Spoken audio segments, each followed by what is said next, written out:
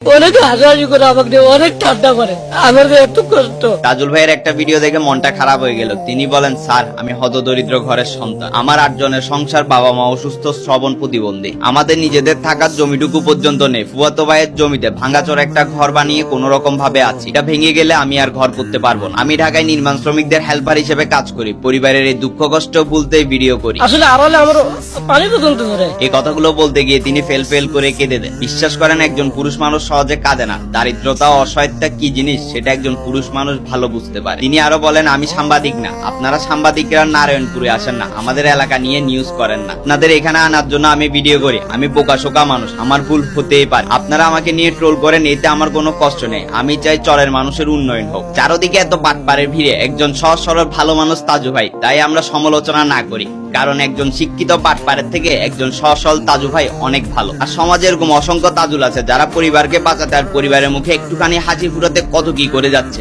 দোয়া করি উপরওয়ালা যেন এসব তাজুলদের ভালো রাখুক।